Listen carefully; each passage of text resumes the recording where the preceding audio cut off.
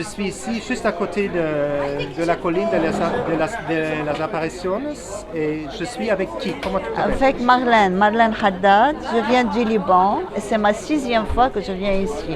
Et tu as entendu pour la première fois de Medjugorje où? Et qu'est-ce que tu as ressenti?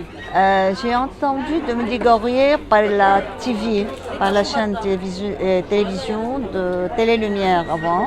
Alors j'ai voulu venir depuis longtemps, mais c'était la première fois, c'était en 2014. Et comment c'était quand tu es venu? Alors c'était formidable, it was amazing, c'était très formidable de venir. Alors j'ai senti quelque chose d'extraordinaire. Alors je me suis sentie que je suis dans le ciel, mais ici, sur la terre. Mais sur la terre, mais... Et comment tu peux décrire ça, quelqu'un qui ne connaît pas Medjugorje, le sentiment? Qu'est-ce qui se passe? Quand je viens ici, je me disconnecte du monde. Je me disconnecte du monde. Je me sens que je suis moi-même. Je suis moi-même. C'est moi. Je suis loin des troubles, loin des choses que... Je ne sais pas, c'est quelque chose de spirituel qu'on ne peut pas le toucher. Ici, on sent quelque chose qui est intouchable. C'est quelque chose dans le cœur qu'on sent. C'est pas touchable, on ne peut pas toucher. Je peux toucher la bouteille, mais ce que tu ressens, tu ne peux pas le toucher. Même parfois, tu ne peux pas l'exprimer. C'est quelque chose d'adorable. C'est quelque chose d'adorable qu'on ne peut pas l'exprimer. Oui, supernaturel. Et tu ressens un peu l'amour?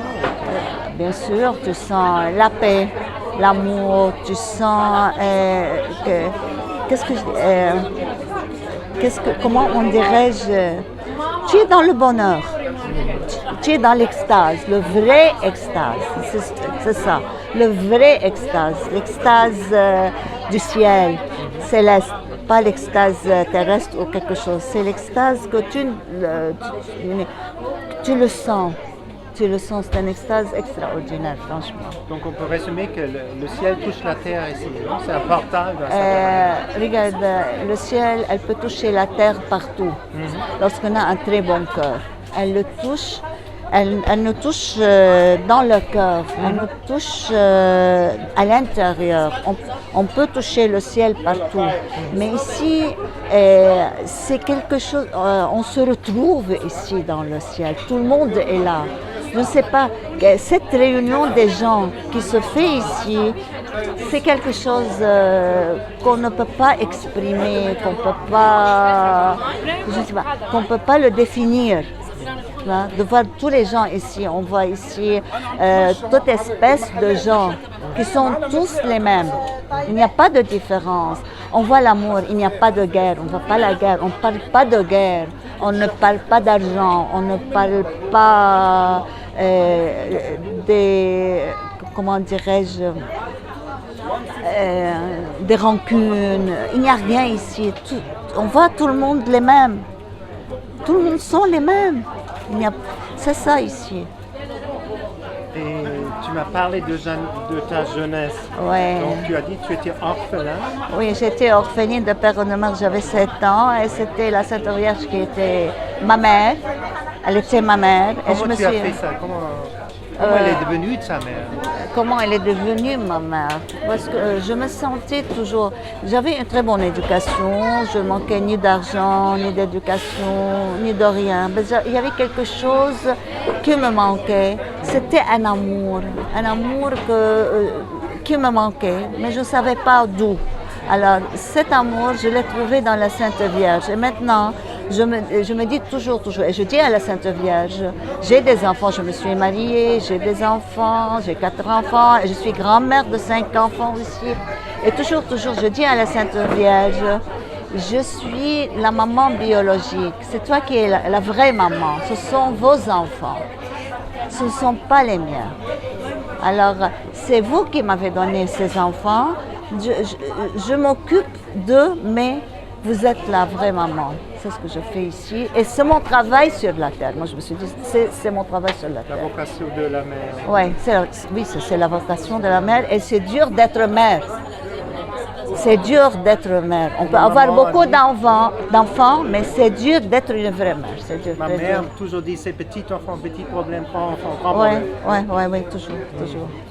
Mais la solution, tu as dit, tu donnes dans les problèmes dans les mains de la Vierge. Oui, tous les problèmes. Tu fais ça? Oui, tous les problèmes sont dans les mains de la Vierge. Et elle était toujours avec moi, avec mes enfants même. Avec mes enfants, avec mes petits-enfants. Oui. Et tu as dit, J'ai eu beaucoup d'expérience avec la Sainte Vierge, oui. tu peux décrire une expérience que tu as eue? Quelle expérience je vais décrire? Quelle expérience je vais décrire? Il y a beaucoup. Elle a sauvé mon petit-fils. Il est tombé du 4e étage. C'était le 14 août, et la veille de la fête de la Sainte Vierge. C'est elle qui l'a sauvé. Elle a sauvé mon frère, mon mari. Elle était toujours avec moi, elle nous guidait. Et même maintenant, elle guide mes enfants toujours. Parce que je mets toujours mes enfants entre ses mains, tous les jours. C'est la solution. Oui. Et tu as dit, comment tu as enseigné tes enfants? Je n'ai pas enseigné mes enfants. J'ai fait par les actes. Alors, je faisais moi-même les actes devant mes enfants. Mes enfants regardaient ce que faisait leur mère. Et comme ça, je leur ai appris comment on peut être dans cette vie, on peut réaliser beaucoup de choses avec la Sainte Vierge.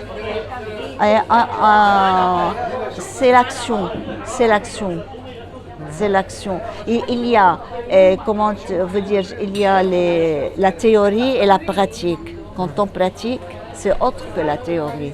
Je peux apprendre la théorie, mais ça ne fait rien. Mais je dois pratiquer devant mes enfants pour qu'ils sachent que la pratique, c'est autre que la théorie. La théorie, c'est pas la même chose. Donc tu dis, on pratique notre vie, oui. on pratique l'amour, on pratique le don, on pratique, mais on ne donne pas la théorie. La théorie, c'est pas bien. Et comme on dit, je crois que tu es marié pour beaucoup des années. Oui. Et quel est le secret d'un bon mariage pour toi? Un bon mariage, le sacrifice, le respect. Le sacrifice et le respect. Et surtout quand on se sacrifie, et quand on se respecte, quand on se sacrifie et se respecte, c'est le bon Dieu qui est entre nous. Parce que le bon Dieu, c'est ce qu'il demande d'un bon mariage, d'un vrai mariage et d'un mariage qui soit bien connecté. C'est ça. Incroyable, merci. Et je suis en train de trembler. Non, c'est super ce que tu dis, c'est incroyable. Parce que les mots n'arrivent pas. T'inquiète pas. Et le rosaire, tu pries le rosaire? Chaque jour. Chaque jour? Oui. Pourquoi? Je prie parce que je ne sais pas, il y a quelque chose qui m'attache à la Sainte Vierge. Quand je dis la rosaire, je sens qu'elle est avec moi, elle le dit avec moi aussi. Parce que quand je dis, je vous salue Marie, pleine de grâce, le Seigneur est avec vous, vous êtes bénie entre toutes les femmes. Et Jésus, le fruit de vos entrailles, est béni. Quand je dis Sainte Marie, Mère de Dieu, Sainte Marie, Mère de Dieu, je pense qu'elle est avec moi. Je la sens avec moi. Elle est en train de le répéter avec moi quand même, de le répéter, de le répéter. Tu reçois des grâces par la prière? Qu'est-ce qui se passe quand tu pries le rosaire? Quand je prie le rosaire... Pourquoi tu le pries tant? Quand je prie le rosaire, je me sens avec elle. Je me sens avec elle. Je me sens, comme je suis maintenant avec toi ici, en train de parler, je me sens avec elle. Mais sans une tasse de café. Sans une tasse de café. Et on est ensemble. Et parfois, non, je ne prie pas le rosaire, je reste silencieuse. Parfois, le silence, c'est une prière, c'est une vraie prière. Le silence, c'est une vraie prière. Je trouve que le silence, parfois, me donne un très bon résultat que la prière. que la prière. Parfois, je lui dis, moi, je ne veux pas prier aujourd'hui. Je viens chez toi, je viens rester chez toi, même si je rentre à l'église. Je lui dis, je viens rester chez toi. J'ai envie de rester avec ma mère. C'est pour cela, parfois, je ne dis pas le rosaire. Et qu'est-ce que tu dirais aux gens qui ne connaissent pas Medjugorje? Pourquoi c'est ton spécial ici? Pourquoi ils devraient venir ici? Qu'ils viennent ici parce qu'ici, ils sentent le ciel sur la terre. Ils se sentent disconnectés de tout le monde. Disconnectés de tout le monde. Ils se sont eux-mêmes. Ils se sont humains et ils se sont humains. Il faut être humain. Lorsqu'on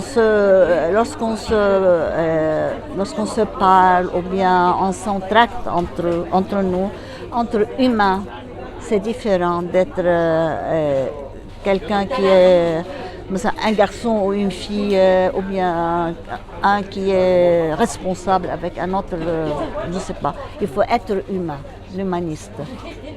L'humaniste. Ici, il cherche l'humaniste. Et comment tu décris aux gens, comment on peut avoir cette relation personnelle avec Dieu et avec la Vierge? Comment les gens, s'ils ne connaissent pas cette relation, qu'est-ce qu'ils devraient faire, ces gens? Ils vivent dans le vide. Ils vivent dans le vide. Dans le vide, oui. Oui, parce que quand on est matériel, on vit dans le vide. Rien ne dure. Rien ne dure. C'est ce qui dure, c'est tout ce qui est spirituel, tout ce qui est en toi-même, en nous-mêmes. C'est ce qui dure. Mais le matériel ne dure pas. Voyez les guerres, ils bombardent. Plus de bâtiments, plus de gens, rien. On est matériel. Parce que quand on prie, quand on est ensemble, c'est la joie, c'est la gaieté, c'est l'amour, c'est l'humanité. C'est ce qui dure dans la vie. C'est ce qui dure dans la vie. Merci pour cette interview. Merci beaucoup.